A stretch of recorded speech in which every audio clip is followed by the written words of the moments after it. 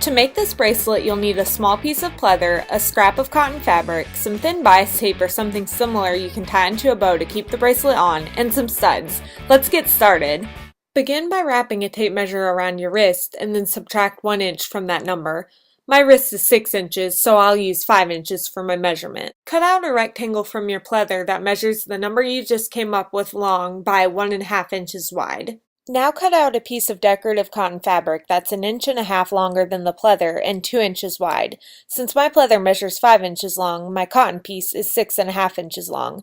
Basically, these two sides of the cotton fabric will be 3/4 of an inch longer than the pleather.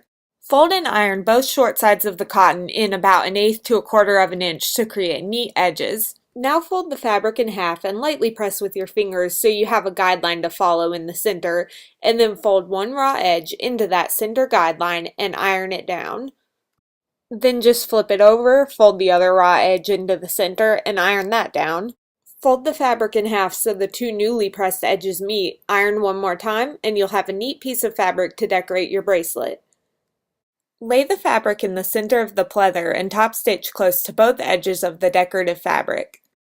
Double check that everything's centered and start sewing at the top of the accent fabric, backstitching at the beginning and end. You don't want to use pins since it would damage the pleather, but you could actually use like binder clips to hold the two fabrics in place if you want to. Just take your time as you sew to keep things even, and remember this clip is sped up. I'm no speed sewer. Sew both sides into place. Next, we'll be using the thin bias tape to make ties for the bow closure that keeps the bracelet on, so decide how long you want the ties to be in order to tie them into a bow on your wrist and cut 2 pieces. 6 inches was the perfect size for me. Stitch a line of top stitching all the way across each tie to keep the bias tape from unfolding. To sew each tie on, fold over one end of the excess cotton fabric to the back of the bracelet and lay a tie on top of it, so now both the excess fabric and the tie are on the back side of the bracelet. Sew these layers in place, stitching several times for sturdiness. You could technically wear it now, but I wanted to jazz my bracelet up a bit with some silver studs. Plus, as you can see in this film, the pleather got a couple of wrinkled areas in it, so studs are the perfect disguise. I bought a package of studs that you don't need any tools to use and then played around with their arrangement. Quick tip, once you decide where you want a stud, push it into the pleather slightly so it leaves an indent, marking it for when you go to put them in permanently. I arranged a stud every inch and of course did the same on the other side too, but sorry, somehow I didn't get film of arranging that side.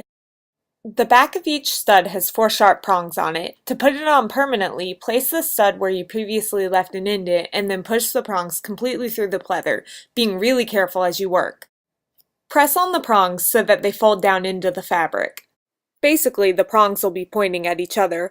Remember, pointing isn't usually nice, except for right now. Hey, people who wear studs are rebels, right? Anyway, repeat until all your rebellious studs are in, and they should be pushed down enough so that you can't feel the sharp edges anymore, and of course so that they stay in place.